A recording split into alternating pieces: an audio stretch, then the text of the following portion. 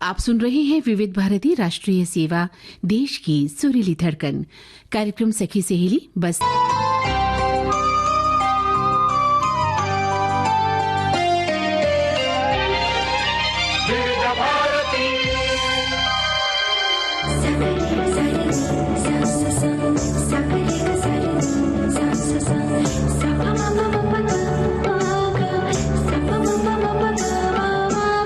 सखी सहेली।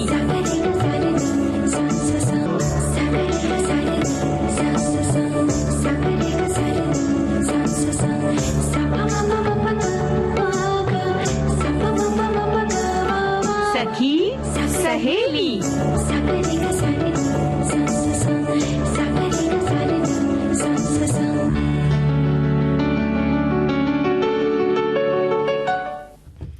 सभी सुनने वालों को, हमारी सभी सखियों को, सखाओं को, श्रोताओं को चंचल वर्मा का नमस्कार। और मेरे सामने है संगीता जी, आपको भी मेरा नमस्कार, प्यार भरा नमस्कार। बहुत बहुत प्यार भरा नमस्कार। और हमारे श्रोताओं को भी, चंचल आपको भी बहुत बहुत नमस्कार। और हमारी सुनने वाली जितनी सखियां हैं उनको भी नमस्कार। और आज बहुत सारे अच्छे अच्छे विषय के साथ हम आए हैं। देखिए ना, ठंडी बहुत ज़्यादा पड़ रही है और ऐसे में सुबह सुबह उठ के नींद से जगा के जब कोई हमें बोलता है ना कोई काम करने के लिए, तो लगता है कि यार ये बिल्कुल दुश्मन है हमारा। नहीं, हम लोग भी तो नींद से जगा देते हैं। हाँ, तो चलिए इसी विषय पर आज हम बात करेंगे कि सर्दियों की जो नींद है ना, बड़ी प्यारी लगती है। सुबह सुबह उठा नहीं जाता। वैसे तो नींद सभी को प्यारी लगती है, लेकिन सर्दियों के समय जब हम गर्म बिस्तर में होते हैं और बाहर बहुत तेज ठंड क्योंकि पड़ रही है, तो लगता है कि बस यहीं रजाई में या कंबल में हम दुब के पड़े रहें। कहीं गलती से थोड़ा सा पैर भी बाहर ना निकल पाए। जी। तो और आज हम बात करेंगे, विरासत स्थल भी है आज चंचल जी, तो पन्हाला किला कोल्हापुर की बात करेंगे। और आज हम सुवर्ण दुर्ग किला की बात करेंगे जो रत्नागिरी में है। और पिकनिक का मौसम होता है। वैसे तो बरसात का मौसम खास तौर पे पिकनिक का मौसम माना जाता है, लेकिन सर्दियों में बहुत सारी जब छुट्टियां आती है ना, क्योंकि मौसम बड़ा सुहावना होता है, तो सर्दियों को भी हम पिकनिक का मौसम कह सकते हैं। इस बारे में भी हम बात करेंगे। और हमारे जो श्रोता सर्दियों में खास तौर पर किसी जगह पर विशेष तौर पर जाना पसंद करते हैं, अपने जो उनके प्रिय स्थल हैं उनका नाम बता सकते हैं, या कुछ खास उनका अनुभव रहा हो सर्दियों में जब वो कहीं घूमने गए हैं या किसी 1-2 दिन की छुट्टियों में पिकनिक पर गए हैं, तो उसका अनुभव हमारे साथ जरूर साझा करें। और एक विषय जिस पर हम बात करेंगे है जिन खोजा तिन पाइयां, यानी कि अगर आप बहुत कहते हैं कि डेस्परेट होकर किसी चीज़ को चाहते हैं, बहुत गहरी इच्छा है, तीव्र इच्छा है आपको किसी चीज़ को पाने की, तो आपको उसके लिए किस तरह से मेहनत करनी पड़ेगी। जैसे जब एक नाविक को मोती अगर चुनने जाना है तो बहुत गहरे पानी में उसको उतरना पड़ता है, और उस वक्त अगर वो अपनी खोज में कामयाब होता है तो मोती लेकर ही वापस लौटता है। तो चलिए हम मोती भी ढूंढेंगे। एक गीत सुन लेते हैं पहले जी, हम सच के अपने सूरज से। और कुछ ऐसा ही होता है ना जब नींद आती है चंचल। हाँ, ठंड की नींद, सर्दियों की नींद, जब हम सोते हैं तो फिर ऐसा लगता है बस सब कुछ सजा सजा ऐसा है और खूबसूरत सी नींद है, बस सोने दो और अच्छे अच्छे सपने देखने दो। बिल्कुल, सर्दियों में आलस भी सुबह के वक्त थोड़ा ज्यादा आता है, क्योंकि सुबह के वक्त कोहरा भी बहुत तेज पड़ रहा होता है। और दिन में तो क्या है, थोड़ा सा धूप मिलने से सुस्ती लगता है कि थोड़ी गायब हो भी जाएगी, लेकिन अल सुबह अगर हम देखें तो बहुत अलसाया सा शरीर होता है। उस वक्त अगर कोई आके जगा दे, खासतौर पे वो दिन जब मुझे भी याद आते हैं जब स्कूल के लिए जाना होता था, मम्मी सुबह सुबह उठाती थी और उठकर नहाना तो सबसे ज्यादा आफत वाली काम लगता था। देखिए, हमारे एक श्रोता ने लिखा है कि सर्दियों की नींद तो सर्दियों में आती है बहुत अच्छी, लेकिन जब नींद टूटती है तो आलस होता है, बहुत ज़्यादा होता है। खासकर हम नींद में हैं तो सुबह उसके बाहर निकल कर काम करने का मन नहीं करता, एकदम ऐसे आलस सा लगता है कि बस घड़ी की सुइयों को पीछे कर दें और सोते ही रह जाएं। और ये जो विषय है हल्की फुल्की बातों के लिए बहुत अनुकूल, और जो सर्दियों की नींद है तो ये तो सबको बहुत प्यारी होती है। जैसे आपने कहा ना, हमारे श्रोता ने लिखा है कि भाई जो घड़ी की सुइयां हैं, तो मुझे याद आता है कई बार हम सुबह जब उठा नहीं जाता उसके लिए अलार्म लगा लेते हैं, लेकिन अलार्म बजने के बाद भी क्योंकि शरीर में आलस इतना है या ठंड की वजह से रज़ाई और कंबल से बाहर निकलने का मन नहीं, तो बस अलार्म हम बंद करते हैं और फिर सो जाते हैं। लगता है कि बस 5 मिनट की तो बात है, अभी उठ जाते हैं और वो 5 मिनट कब आधा घंटे या 1 घंटे में तब्दील हो जाते हैं पता ही नहीं लगता। फिर पता लगता है अब तो देर हो गई। एक और श्रोता लिखते हैं कि सर्दियों की नींद बहुत मीठी होती है। सुबह 1 मिनट सोने का सोच कर सोते हैं और जब आंख खुलती है तो 1 घंटा हो चुका होता है। रजाई से बाहर निकलने की इच्छा भी नहीं होती। यानी कि अगर नींद टूट गई है तो बेहतर है कि उठ जाएं। यानी कि इसका मतलब ये नहीं कि बहुत सुबह कोहरा है तभी उठ जाएं, बल्कि ये है कि नींद टूट गई है तो फिर उठना ही बेहतर होता है। नहीं तो फिर सोचे कि भाई सोना है तो फिर वो नींद फिर लंबी हो जाती है। संगीता जी, हालांकि सर्दियों की रातें हैं वो बड़ी होती हैं, यानी कि लंबी होती हैं, फिर भी लगता है कि इतनी लंबी रात होने के बाद भी हमारी जो नींद है वो पूरी नहीं हुई है। बिल्कुल, क्योंकि देखिए दिन जो होता है वो छोटा होता है, हाँ, काम काज में कट जाता है, लेकिन जो रातें होती हैं वो लंबी होती हैं। तो सोचने वाली बात ये भी है कि अगर रातें लंबी होती हैं तो फिर नींद क्यों नहीं पूरी होती। लेकिन अब डिपेंड करता है, यानी निर्भर करता है, क्योंकि जब हम सोते हैं तो उस वक्त ठंड जो होती है वो कहते हैं ना कि रात में बिल्कुल अपने शबाब पर होती है। हाँ। तो जब सोना है तो थोड़ा सा कमरे को गर्म कर ले, यानी कि हीटर की व्यवस्था अच्छी, क्योंकि आजकल देखिए बहुत सर्दी हो रही है और ठंड में अगर हम सिकुड़ते सिकुड़ते सो जाते हैं तो फिर ये होता है कि नींद जो है बीच में टूटती रहती है, फिर आती रहती है, ठंड लगती है। तो थोड़ा सा कमरे में आग व्यवस्था की उसकी व्यवस्था करें तो बहुत अच्छा है। ठंड भी नहीं लगेगी, दिन भर जो हम लोग कामकाज करते हैं तो उससे भी राहत मिल जाएगी। और चूंकि कमरा थोड़ा सा गर्म हो जाता है और उसके बाद ये सारी चीजें जो है आपको ये देखना है कि बंद भी कर दें, क्योंकि वो कोयला है या बोरसी है या लकड़ी के कोयले, ये सब जला करके बिल्कुल जलता हुआ छोड़ देना और सोना ये भी नहीं ठीक होता। हाँ। तो हल्का सा गर्म हो जाए। ऐसी बहुत सारी दुर्घटनाएं भी हो जाती हैं। हमने देखा है कि जब कमरे में, क्योंकि जब ठंड बहुत आ रही है तो कोई भी रोशनदान या हम खुला रखते हैं तो हमें लगता है कि वहां से ठंडी हवाएं भी आ रही हैं और हम हर जगह से कमरे को बंद करते हैं जहाँ से हवा निकलने के लिए और बाहर की अच्छी हवा आने के लिए कोई जगह ही नहीं बची है। ऐसे में अगर आपने धुएं वाली कोई चीज़ जला रखी है, आपने सिगड़ी अगर जला रखी है, तो उस धुएं में ही कई बार ऐसा होता है कि सफोकेशन या दम घुटने से कई बार लोगों की मृत्यु होने के हादसे भी सामने आए हैं। तो ज़रूर सर्दी से बचने के लिए आप कमरे को गर्म करने का कोई इंतज़ाम ज़रूर कीजिए, लेकिन कहीं कोई दुर्घटना ना हो जाए इस बात का ख्याल रखना भी बहुत ज़रूरी है। क्योंकि देखिए जब ये जो चीज़ें होती हैं ये बुझने लगती है ना तो इनसे कार्बन मोनोऑक्साइड गैस निकलती है जो दम घोटू होती है बिल्कुल। तो गर्म कमरा रहेगा, नींद बहुत अच्छी आएगी और नींद पूरी भी हो जाएगी। तो सुबह फिर उठकर फुर्ती से काम करने जाने की भी ज़रूरत होती है। लेकिन बस यही है ध्यान रखना कि बहुत ज़्यादा इन चीज़ों को कमरे के अंदर न रखें और सोने से पहले सिगड़ी वगैरह है या जो बोरसी वगैरह है या हीटर है तो बंद कर दें। और ये चीज़ें हैं जिनमें लकड़ी या लकड़ी के कोयले आपने डाले हुए हैं तो उनको वो बाहर निकाल दें कमरे से। रोशनदान को भी थोड़ा खुला छोड़ें। तो इन चीज़ों का अगर आप ध्यान रखने के लिए जब हम श्रोताओं की तरफ ध्यान खींचे थे तो मेरा ध्यान इस वक्त चला गया घड़ी पर जो इशारा कर रही है कि एक छोटे से अंतराल का समय हो गया है। बाद हम फिर से हाजिर हैं और नींद को लेते हुए बहुत सारी बातें हमारे श्रोताओं ने भी लिखकर हम तक भेजी हैं, लेकिन फिलहाल पहले एक गीत सुन लेते हैं। भाई गीत के बाद हम भी आ गए हैं संगीता जी, और बहुत सारे कमेंट हमारे श्रोताओं ने लिखकर जो भेजे हैं उन्हें भी हम लेकर आए हैं। हमारे एक श्रोता का कमेंट है कि सर्दियों की नींद बहुत ही मीठी होती है। सुबह 1 मिनट सोने का सोचकर वापस सो जाते हैं, लेकिन आँख जब खुलती है तो 1 घंटा हो चुका होता है। रजाई में से बाहर निकलने की इच्छा भी नहीं होती है। और हमारे एक श्रोता ने लिखा है कि सर्दियों में ज़्यादा नींद आना बड़ी सामान्य सी बात है, क्योंकि लंबी रातें मेलाटोनिन यानी कि नींद का जो हार्मोन है वो बढ़ाती हैं और प्राकृतिक रोशनी कम होती है, जिससे शरीर को ज़्यादा आराम की ज़रूरत महसूस होती है। अच्छी नींद के लिए धूप लेना, नियमित दिनचर्या बनाना, हल्का भोजन करना, व्यायाम करना ज़रूरी है। हालांकि मनुष्य जानवरों की तरह शीत निद्रा नहीं करते हैं। एक और श्रोता लिखते हैं कि आजकल तो रज़ाई में बहुत ही ठंड जो है वो है तो हमारे फ्लैट में धूप बिल्कुल नहीं आती है। और ये भी देखना बहुत ज़रूरी होता है कि देखिए ठंड का मौसम है तो धूप आनी भी ज़रूरी है, धूप में बैठना भी ज़रूरी है।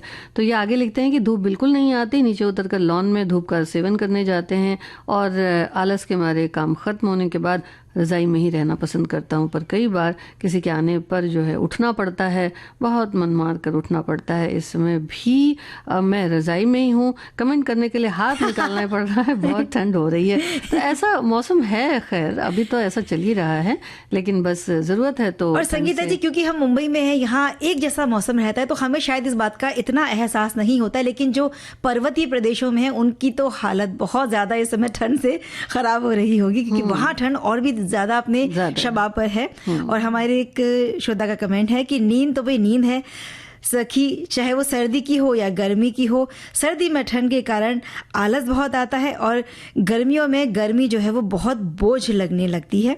और एक और अन्य श्रोता का कमेंट है कि सर्दियों की नींद, बिछावन पर कंबल, रज़ाई में घुसने का डर लगता है, क्योंकि सारी बिछावन भी ठंडी हुई रहती है उस वक्त। बचपन में हम उन्हीं बिछावन का उपयोग करते थे जिसमें पहले से कोई सोया हुआ होता था। बहन भाइयों में आपस में बंटवारा होता था कि आज पहले तुम सोने जाओ, तुम्हारी बारी है। तब घरों में चूल्हा कोयले का जला करता था। रात में तेल लगाकर हाथ पैरों पर हम सो जाया करते थे, हाथ पैर सेक कर, और सूती मोजे पहनकर हम बिस्तर पर जाया करते थे। हालात तो आज भी वही हैं, लेकिन कोयले वाले चूल्हे अभी नहीं हैं। कभी कभी हीटर या ब्लोअर जलाना पड़ता है, लेकिन ये स्वास्थ्य के लिए हानिकारक है। ब्लोअर तो खैर बहुत ही ये है, और हीटर है तो समय पर आप जला लें और उसके बाद फिर उसको बंद कर दें। एक और श्रोता लिखते हैं कि गांव में रहते हैं, 4 बजे उठ जाते हैं ब्रह्म मुहूर्त में। अब देखिए बात यह है कि गांव का जो होता है दिनचर्या, गांव की जो होती है वो बड़ी ही टाइट होती है। तो गाय भैंस को संभालने के बाद हम 8 बजे तक खाना निपटा लेते हैं और फिर खेत पर जाना होता है। और बात हो रही है नींद की, तो सुबह की नींद बहुत अच्छी लगती है, पर रोज दिनचर्या के साथ काम करने के लिए जल्दी या आप फिर जल्दी करें या फिर 5 बजे उठना रहता है। और सुबह सुबह की जो नींद होती है बहुत अच्छी होती है, तो अपनी सेहत का भी ध्यान रखना पड़ता है। ठंड में हाथ पैर और कान को सही गर्म कपड़ों से ढका रखना चाहिए, रखते हैं। और गांव में बहुत ज़्यादा ठंड रहती है और नंगे पैर घूमने से आंखों की रोशनी अच्छी रहती है। लेकिन ये बात है कि ठंड में तो ऐसा नहीं किया जा सकता है। ठंड में जब बाहर निकलें तो पैरों को, हाथ को अच्छी तरह से ढक कर निकलें। और गर्मी में हाँ ये फायदेमंद हो सकता है। बिल्कुल, ये जो ओस रहती है उस समय घास पर, तो नरम घास पर जब हम चलते हैं वो ओस भी हमारे पैरों को छूती है। गर्मी की बात, हाँ, ठंड तो में उन दिनों तो अच्छा है, लेकिन इन दिनों ये करना थोड़ा सा आपकी सेहत को नुकसान पहुंचा सकता है, क्योंकि ठंड लग जाएगी। और हमारे एक अन्य श्रोता का कमेंट है कि सर्दियों में क्या हमें देर तक सोने की आदत तो कभी भी नहीं रही। जब हम स्टूडेंट थे तब मम्मी सुबह ही जगा दिया करती थी, और तब से लेकर अब तक वो आदत हो गई है। खुद भी देर तक बेड पर नहीं रह पाते, चाहे कितनी भी ठंड हो। हम लोग जल्दी उठकर सारा काम खत्म करने की आदत सी हमें तो हो गई है। और चलिए अब एक गीत सुन ले। और वैसे भी अगर समय पर काम ना खत्म किया गया तो फिर दिन भी बड़ा छोटा हो। गाना पूरा होते होते जो हमारा समय है वो हो चला है एक अंतराल के लिए। अंतराल के बाद आपके सामने हम फिर हाजिर होते हैं। विविध भारती पर इस समय चल रहा है कार्यक्रम सखी सहेली, और अंतराल के बाद हम फिर से हाजिर हैं। और अब हम चलते हैं घूमने के लिए सुवर्ण दुर्ग किला, जो कि है रत्नागिरी महाराष्ट्र में। और भारत के मराठा सैन्य परिदृश्य को यूनेस्को विश्व धरोहर सूची में शामिल किया गया है। 2024-25 चक्र के लिए विश्व धरोहर समिति के 47वें सत्र में लिए गए एक उल्लेखनीय निर्णय में आधिकारिक नामांकन किया गया है, और जिससे ये मान्यता प्राप्त करने वाली भारत की 44वीं संपत्ति संगीता जी बन गई है। भारत के मराठा सैन्य परिदृश्य 12 किलों का एक रणनीतिक नेटवर्क है, जिसे 17वीं से लेकर 19वीं सदी में छत्रपति शिवाजी महाराज और उनके उत्तराधिकारियों ने विकसित किया, जो कि पहाड़ी, तटीय और द्वीपीय किलों के साथ साथ भूभाग और अनुकूलन, सैन्य शक्ति, व्यापार और क्षेत्रीय नियंत्रण के लिए एकीकृत राष्ट्र रक्षा प्रणाली बनाते थे। और ये जो 12 किले हैं, इनमें 11 किले तो महाराष्ट्र में हैं और एक तमिलनाडु में है। 12 किलों का जो समूह है महाराष्ट्र के, वो हैं सालेर, शिवनेरी, लोहागढ़, खंडेरी, रायगढ़, राजगढ़, प्रतापगढ़, सुवर्णदुर्ग, पन्हाला, विजयदुर्ग और सिंधुदुर्ग। और जो तमिलनाडु में वो है जिंजी फोर्ट। तो आज हम बात कर रहे हैं सुवर्णदुर्ग किला के बारे में।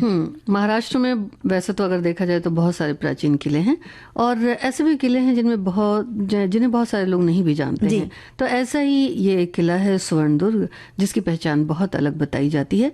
सुवर्णदुर्ग के साथ हम रत्नागिरी में 2 अन्य किले भी देख सकते हैं, जिनका नाम सिंधुदुर्ग और विजयदुर्ग है। स्वर्णदुर्ग किला महाराष्ट्र के रत्नागिरी जिले में है। इस किले का निर्माण इतने महत्वपूर्ण उद्देश्य से किया गया था कि ये उद्देश्य दुश्मनों से निश्चित रूप से सुरक्षित था। यानी कि स्वर्णदुर्ग किले का निर्माण समुद्र से आने वाले किसी भी दुश्मन या समुद्र की ओर से होने वाले हमले से बचने के लिए किया गया था। तो जाहिर सी बात है कि इसके अंदर जो इसकी व्यवस्था होगी वो कितनी ही पुख्ता होगी। बिल्कुल, और यही जानकारी हमारे श्रोताओं ने भी लिखकर हम तक पहुंचाई है। ये जो किला है स्वर्णदुर्ग किला बहुत ही मजबूत बनाया गया है। इसकी जो दीवारें हैं वो ठोस चट्टान को काटकर बनाई गई हैं। जो परकोटे की दीवारें हैं वो बहुत ऊंची और विशाल चौकोर पत्थरों का प्रयोग करके खड़ी की गई हैं और दीवारों के निर्माण में किसी भी तरह के गारे का प्रयोग नहीं किया गया। ये बड़ी खास बात है। और इस किले की जो ऊंचाई है वो समुद्र तल से लगभग 1400 फीट की है। साथ ही स्वर्णदुर्ग किले का इतिहास वो भी बहुत रोचक और अलग है। स्वर्णदुर्ग किले का प्रकार है जल किला और इस किले का क्षेत्रफल जो है वो करीब 4.5 से 5 एकड़ इतना करीब करीब बताया जाता है। और इस किले का निर्माण 17वीं शताब्दी में हुआ। इस किले का निर्माण आदिल शाह ने करवाया था। फिर इसके बाद 1660 में मराठा साम्राज्य के संस्थापक जिन्हें माना जाता है यानी कि छत्रपति शिवाजी महाराज, उन्होंने इस किले को जीता और स्वराज में शामिल कर लिया। छत्रपति शिवाजी महाराज की मृत्यु के बाद स्वर्णदुर्ग किला राजा राम राजे को सौंप दिया गया और स्वर्णदुर्ग किले का रखरखाव या संचालन कान्हो जी के हाथों में था। और 1755 में ये किला पेशवाओं को सौंप दिया गया था। ये प्रमुख 9 सैनिक अड्डे में से भी एक था। 1818 में स्वर्णदुर्ग किला अंग्रेजों के नियंत्रण में आ गया, लेकिन जब भारत आजाद हुआ तो ये किला वापस भारत सरकार के पास आ गया था। स्वर्णदुर्ग किले में देखने लायक जो जगहें हैं वो चोर दरवाजा है। महाराष्ट्र में जितने किले हैं उसमें ज्यादातर हम कहीं ना कहीं एक गुप्त द्वार जरूर देखते हैं। और इस तरह की अगर बात देखा जाए तो किलों में बड़ी आम होती है। और यहाँ आने वाले जो पर्यटक हैं वो पश्चिम दिशा में एक ऐसा ही गुप्त दरवाज़ा देख सकते हैं। जब हम समुद्र के रास्ते इस किले में आते हैं तो सबसे पहले पूर्व में हमें एक विशाल द्वार दिखाई देता है और उसके बाद ये भी कहा जाता है बताया जाता है कि छत्रपति शिवाजी महाराज ने इसे बनवाया था। इसकी दहलीज पर एक कछुए की नक्काशी है और बगल की दीवार पर मारुति यानी हनुमान जी की आकृति बनी हुई है। समुद्र द्वार की दीवार पर बाघ, चील और हाथी की नक्काशीदार आकृतियां भी हैं। संगीता जी, यही सारी बात हमारे श्रोताओं ने भी हमें कमेंट्स के जरिए लिखकर भेजी हैं। और आप जब बात कर रही हैं ना कि बहुत विशाल दरवाजे हैं, तो इस विशाल द्वार से स्वर्णदुर्ग किले में जब हम प्रवेश कर लेते हैं तो कुछ दूर आगे जब बढ़ते हैं तो एक कुआं भी हमें दिखाई देता है। और अमूमन क्योंकि कुएं का पानी बहुत मीठा होता है तो पीने के पानी के लिए उस समय ये कुएं बनवाए जाते थे। किले में प्रवेश करने के बाद मुख्य द्वार के साथ ही वहाँ तोप भी हमें दिखाई देती है। और इतिहासकार बताते हैं इस बारे में कि ये जो तोप हैं ये जब प्रयोग की जाती तो कई दुश्मनों को ऐसी तोपों के जरिए भगा दिया जाता था, उनको डराया भी जाता था और कई बार युद्ध में भी ये काम आती थी। और किले में जब कोई दुश्मन प्रवेश करता था तो उसे रोकने के लिए भी ये तोपों को काम लिया जाता था। और इस किले में बहुत सारे बुर्ज हैं, अंदर कई इमारतें हैं, पानी की टंकियां हैं, गोला बारूद रखने का स्थान भी वहां पर हुआ करता था। लेकिन बहुत सारे हिस्से ऐसे हैं जो कहीं कहीं क्षत विक्षत अभी हो चुके हैं। यानी कि उनका रख रखाव जो है वो बहुत ज़रूरी है। और ख़ास करके जो लोग भी घूमने जाते हैं वो भी इस चीज़ का ध्यान रखें, क्योंकि जो प्राचीन इमारतें होती हैं या किले होते हैं वहाँ जब लोग घूमने जाते हैं तो अपने नाम वगैरह या कुछ खोद कर लिख देते हैं। ऐसा तो धीरे धीरे से इसे समझना बहुत ज़रूरी है। स्वर्णदुर्ग किला जल किला है, इसलिए इस किले तक पहुँचने के लिए समुद्री मार्ग को ही लेना होगा और किले तक जाने के लिए महत्वपूर्ण साधन नाव है और पर्यटकों को शुल्क का भुगतान करना होता है। और यहाँ जाने का सुबह 9 बजे से शाम 6 बजे तक का समय होता है। इसके बाद ये बंद हो जाता है। जिन नावों से हम किले तक पहुँचते हैं उन नाविकों का समय भी सुबह 9 बजे से शाम 6 बजे तक ही रहता है। और स्वर्णदुर्ग किले की यात्रा का सबसे समय कौन सा अच्छा हो सकता है, इस पर अगर हम बात करें तो क्योंकि ये समुद्र के अंदर बना हुआ है तो गर्मी के मौसम में पानी वाली जगह पर जाने में ज़्यादा मज़ा आता है। लेकिन सर्दियों के मौसम में भी इस किले में आप घूम सकते हैं, आनंद ले सकते हैं, इसमें भी बड़ा मज़ा आता है। लेकिन मानसून के दौरान अगर आप योजना बनाते हैं जाने की तो सिर्फ हम ये सुझाव दे रहे हैं क्योंकि समुद्र का जो स्तर है वो बहुत बढ़ जाता है। तो अगर आप ऐसे मौसम में जाते हैं तो इस बात का ध्यान ज़रूर रखें। बाकी सर्दी गर्मियों में आप ज़रूर जाएं इसको घूमने के लिए। और क्योंकि हम बात कर रहे हैं क्योंकि सर्दियों में पिकनिक का भी मौसम होता है तो बात को आगे बढ़ाएंगे। तो भाई ये मौसम है पिकनिक का, क्योंकि हम बात कर रहे थे अभी सुवर्ण दुर्ग किले की। तो ऐसे मौसम में भी बहुत सारे लोग घूमने जाते हैं। हमारे एक श्रोता का कमेंट है कि पिकनिक का मौसम सर्दियां शुरू होते ही बस लगता है कि पिकनिक में मज़ा ही आ जाएगा, और ये एक बहुत मज़ेदार जीवन का अनुभव होता है। साल में एक बार परिवार के साथ या दोस्तों के साथ, बच्चे स्कूल में भी कॉलेज में भी कई बार पिकनिक पर इसी मौसम में घूमने जाते हैं। और पिकनिक पर जाने से पहले थोड़ी सी सावधानियां रखनी चाहिए।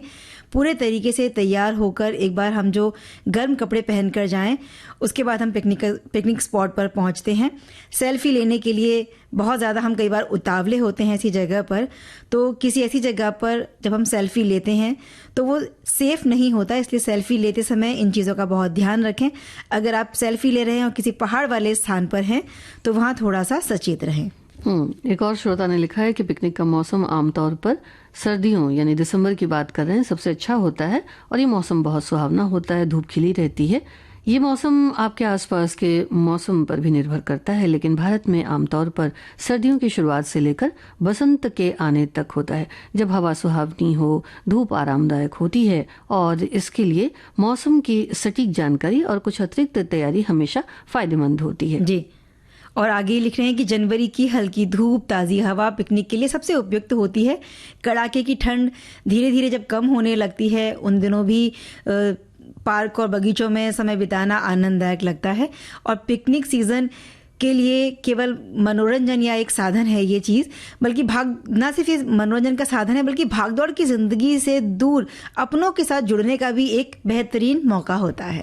तो बहुत बहुत धन्यवाद करते हैं इनका और हमारे तमाम श्रोताओं का जो इस वक्त हमें लिख रहे हैं और बता रहे हैं, अपनी यादें साझा कर रहे हैं। एक और श्रोता लिखते हैं कि अभी पिकनिक जाने का मौसम काफ़ी अच्छा है, थोड़ी ठंड ज़रूर है, इस मौसम में कहीं घूमने का मज़ा अलग होता है। कुछ दिन पहले हम 5 सहेली एक सहेली के फार्म हाउस पिकनिक मनाने चले गए थे। बहुत अच्छा लगा, बहुत मज़ा आया। रास्ते में रुककर कुछ अच्छे नज़ारों का मज़ा लिया, कुछ फ़ोटोज़ लिए, फिर कार में बैठकर आगे बढ़ते, फिर कहीं रुकते। फार्म हाउस में दाल बाटी बनाकर साथ में खाने का मज़ा अलग है। फार्म हाउस पर जो सब्ज़ी लगी थी वो तोड़कर लेकर आए, कुछ खेल भी खेले। 4-5 घंटे निकल गए, पता ही नहीं चला। बहुत अच्छा लगा, बहुत मज़ा आया। और जिम्मेदारी भूलकर इन्होंने लिखा है कि कुछ देर के लिए जिम्मेदारी भूलकर जीवन के मज़े ले लिए।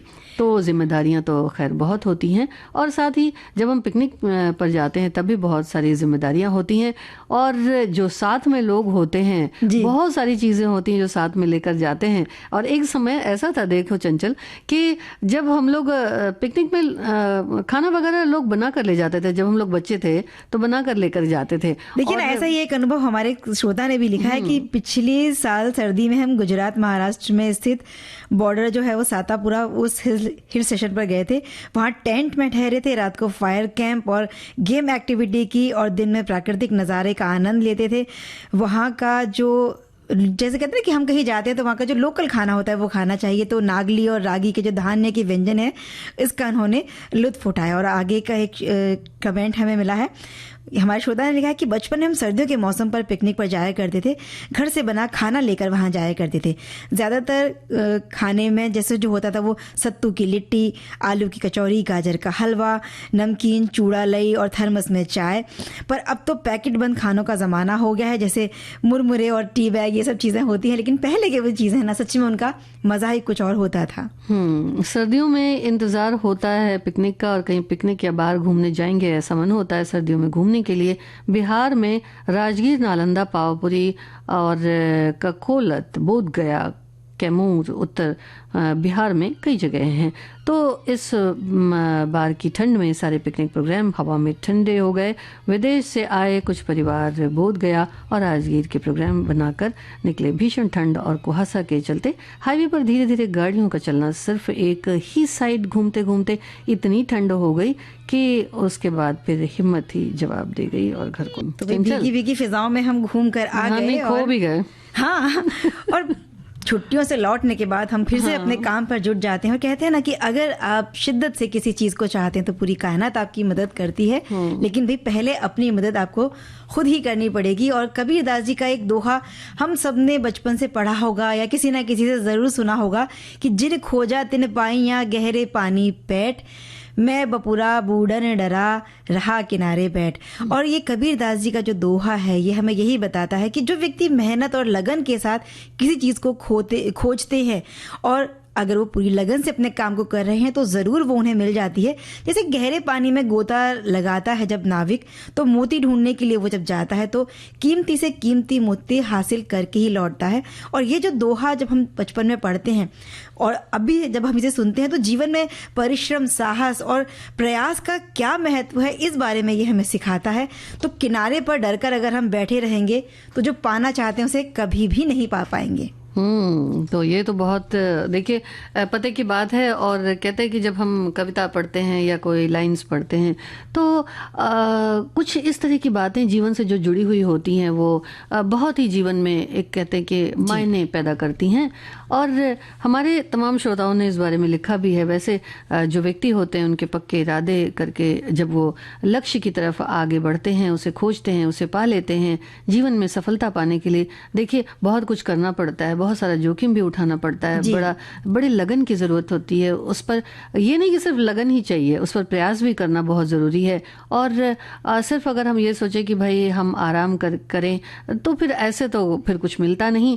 और प्रयत्नशील जो है वो तो रहना पड़ता है, क्योंकि लक्ष्य को जो है वो प्राप्त करना है। तो जो आज हमने ये विषय लिया है इसका मतलब कहीं ना कहीं वही है। ठीक है संगीता जी, क्योंकि जीवन हमेशा बहुत आसान नहीं होता। अपनी इच्छाएं जिन्हें हम पूरा करना चाहते हैं उनके लिए बहुत कड़ी मेहनत हमें करनी होती है। और ज़रूरी ये है कि हम जो भी कठिनाइयां रास्ते में आ रही हैं तो उनसे हार ना माने, खुद पर भरोसा रखना बिल्कुल भी कभी नहीं छोड़ें।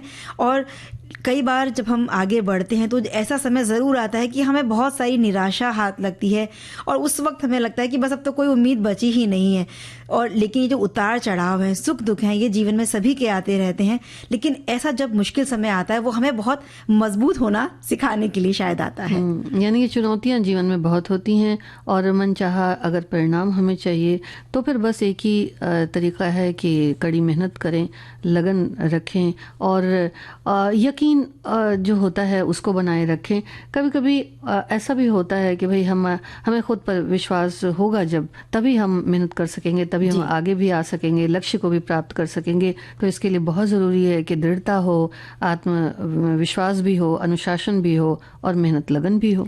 और जो सपने आप देख रहे हैं बिल्कुल उन पर पूरा विश्वास रखिए, क्योंकि मुश्किल समय में जो सपने हमने देखे हैं वो आगे बढ़ने की प्रेरणा हमको देते रहेंगे। और जब भी ऐसा हमें कभी लगने लगे ना कि अब कुछ भी संभव नहीं है तो हमारा विश्वास ही हमें बताएगा कि नहीं, हम ही हैं जो सब कुछ कर सकते हैं, लेकिन कड़ी मेहनत करके ही इसे सार्थक किया जा सकता है। और विश्वास ये तय करता है कि अपने लक्ष्य अगर हमें पाने हैं तो जो प्रयास है वो हमें बिल्कुल लगातार जारी रखने होंगे। और दुनिया के बिल्कुल जो सफल लोग हैं उनकी कहानी अगर हम सुनेंगे तो यही पता लगेगा कि उनको भी बहुत सारी बाधाओं का सामना करना पड़ा था, लेकिन उन्होंने उन बाधाओं से हार नहीं मानी, पीछे नहीं हटे, खुद पर विश्वास बनाए रखा। और जन्म से कोई सफल पैदा नहीं होता, बल्कि कड़ी मेहनत करनी पड़ती है। बहुत सारी असफलताओं को काबू करके हम आगे बढ़ पाते हैं। तो फिर लगन और मेहनत से जुटे रहें, आगे बढ़ते रहें, यही जो है वो हमें समझना होगा।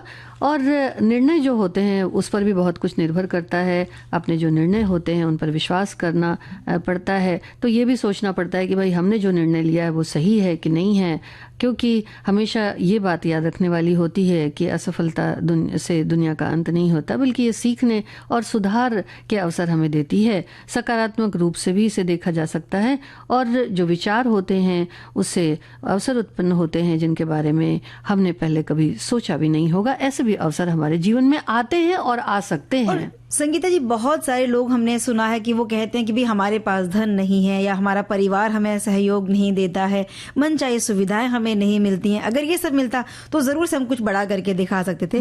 लेकिन सच में जो कुछ करना चाहते हैं ना तो उनके लिए साधनों की कमी या धन की कमी, इस ऐसी तरह की चीजें कोई मुश्किल खड़ा नहीं कर सकती, कोई बाधा नहीं बन सकती। इसीलिए एक कहावत और भी कही जाती है कि लेखक के लिए टूटी जो कलम है वो उसकी भी परवाह नहीं करता, और अगर अच्छा नाचने वाला है तो मंच खराब का बहाना कभी नहीं करता। तो बहाने जीवन में कम नहीं होते हैं, बस आपको दृढ़ता से आगे बढ़ते रहना है। और अगर हमें कुछ पाना है तो परिस्थितियां चाहे जैसी भी हैं उनकी परवाह किए बिना अपने लक्ष्य की तरफ आगे बढ़ना है, क्योंकि मेहनत, धैर्य, आत्मविश्वास यही सब है जो हमें सफलता दिला सकते हैं, और इनके लिए बहुत सारी मेहनत और ऊर्जा लगती है। इसीलिए सच्चे दिल से जो व्यक्ति काम करते हैं उसे अवसर ना मिलने का कोई दुख नहीं सताता। अगर उसे कोई रास्ता ना भी मिल पाए तो वो खुद अपने लिए नया रास्ता बना लेता है। और अक्सर वही लोग अवसर ना मिलने की शिकायत करते हैं जिनमें काम करने का हौसला ही नहीं होता। किसी ने हमसे पहले अगर मंजिल हासिल कर ली है तो हम ये कह के तो कोशिश नहीं छोड़ सकते ना अपनी कि अब मेरे लिए बचा ही क्या है, बल्कि हमें दूसरों से अपनी तुलना नहीं करनी है, अपनी जो लाइन है उसे बड़ा करना है और आगे दूर। अब भाई इतनी दूर तो हम आ चुके हैं कि कार्यक्रम का समय जो है वो पूरा हो चुका है। तो सभी को संगीता श्रीवास्तव और चंचल वर्मा का नमस्कार। सखी सहेली कार्यक्रम की प्रस्तुत करता है अनुश्री पाठक। सखी सहेली